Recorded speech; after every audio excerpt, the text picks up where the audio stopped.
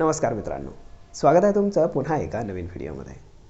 मित्रांनो, बऱ्याचदा तुम्ही पाहिलं असेल ट्रेड करताना मार्केटमध्ये फेक ब्रेकआउट्स येतात.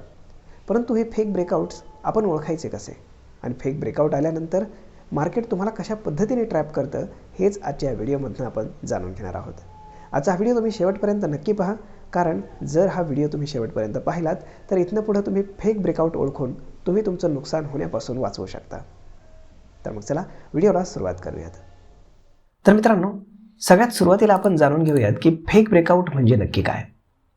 मित्रांनो, असं समजा की ही एक रेंज आहे की मार्केट या रेंजमध्ये चालू आहे, म्हणजेच अशा पद्धतीने मार्केट चालू आहे.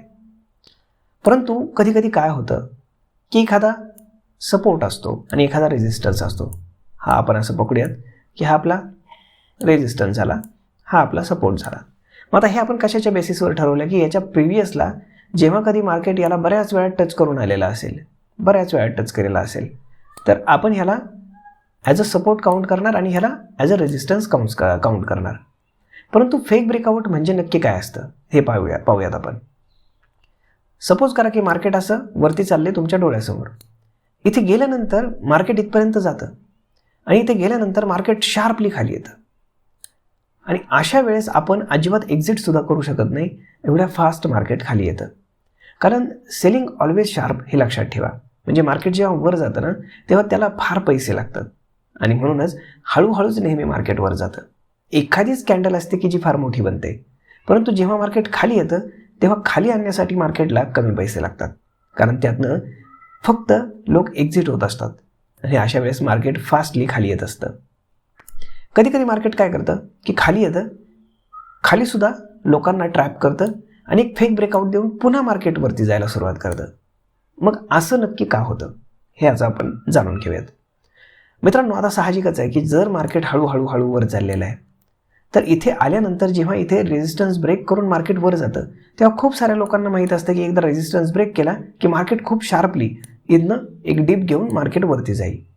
परंतु होतं काय की इथे जे काही लोक खूप मोठ्या प्रमाणात बाईंग करतात ह्या लेवलच्या वरती, तर ह्या सगळ्यांचा स्टॉप लॉस जो असतो तर तो ह्या रेजिस्टन्सच्या खाली असतो इथे कुठेतरी.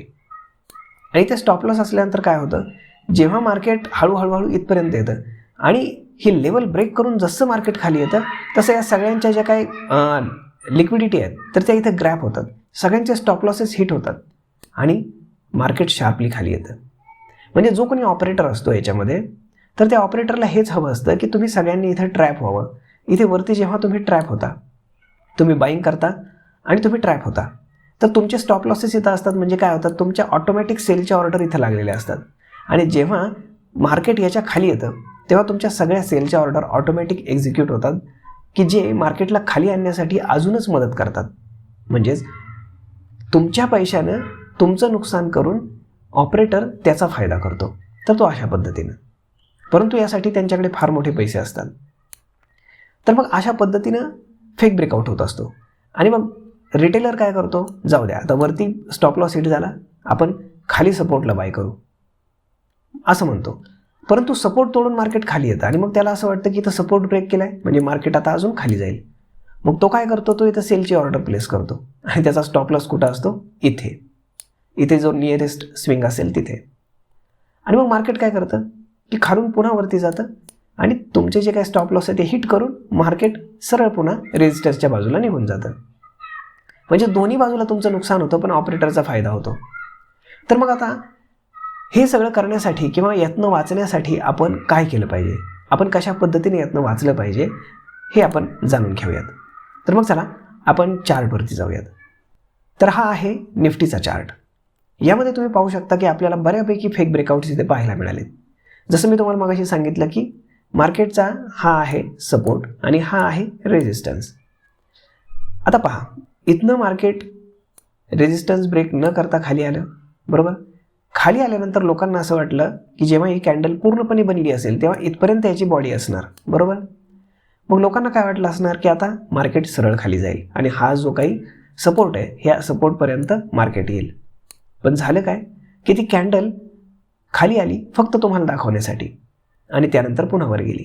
वरती गेल्यानंतर काय झालं, ज्यांनी इथं सेलच्या ऑर्डर प्लेस केल्या होत्या तर त्यांचे स्टॉप लॉसेस कुठं असणार, इथे कुठेतरी असणार स्विंगला, किंवा फार फार तर इथे असणार. आणि मग जेव्हा मार्केट वरती गेलं तेव्हा तुम्ही पाहिला की इथे आणि इथे असणारे स्टॉप लॉसेस हिट झाले आणि मार्केट सरळ वर गेलं. म्हणजेच काय झालं की इथे तुम्ही ट्रॅप झालात.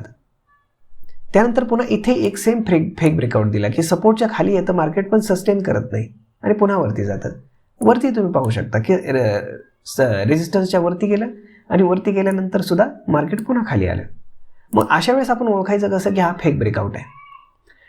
तर काय करायचं, जर समजा मार्केट याच्या खाली येत असेल म्हणजे सपोर्टच्या खाली येत असेल इथे समजा, तर ही कॅन्डल त्याने पूर्ण बनवली पाहिजे आणि मार्केट त्या सपोर्टच्या खाली बंद झालं पाहिजे.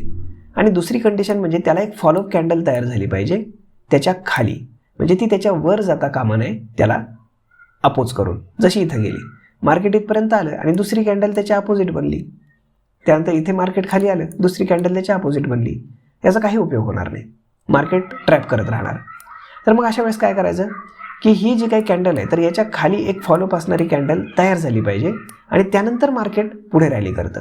म्हणजे जेव्हा ही फॉलोअप कॅन्डल तयार होत असेल तर तेव्हा जेव्हा अर्ध्यापेक्षा जास्त वेळ जाईल, म्हणजे शेवटचा जो काही मिनिट असेल, 5 मिनिटाची कॅन्डल जर असेल तर शेवटचा जो काही मिनिट असेल त्या मिनिटामध्ये तुम्ही बाईंग करू शकता किंवा सेलिंग करू शकता आणि मग मार्केट सरळ तुमच्या दिशेनं खाली जाईल.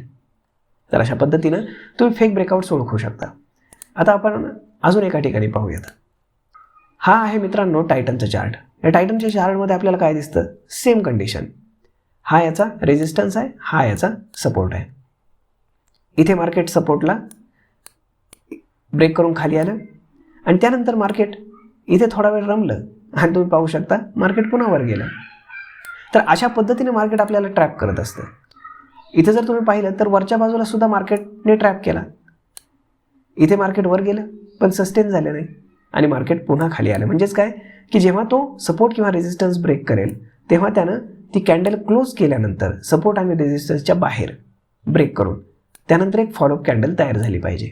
म्हणजे इथे तुम्ही पाहू शकता की असं समजा की ही कॅन्डल इथे पूर्ण तयार झाली असती आणि ह्याच्यावरती जर एखादी कॅन्डल पुन्हा तयार झाली असती तर मग आपण म्हणू शकलो असतो की हा ब्रेकआउट झाला आणि मग मार्केटने वरची रॅली दाखवली असती. तर अशा पद्धतीने आपण फेक ब्रेकआउट्स ओळखून स्वतःचं नुकसान होण्यापासून थांबवू शकतो. तर मित्रांनो, आजचा हा व्हिडिओ, ही माहिती तुम्हाला कशी वाटली हे तुम्ही आम्हाला कमेंट करून सांगायला अजिबात विसरू नका. आपण भेटूयात पुढच्या एका नवीन व्हिडिओमध्ये, परंतु तुम्ही चॅनलला सबस्क्राईब करायला अजिबात विसरू नका आणि व्हिडिओला देखील लाईक आणि शेअर करायला विसरू नका. धन्यवाद.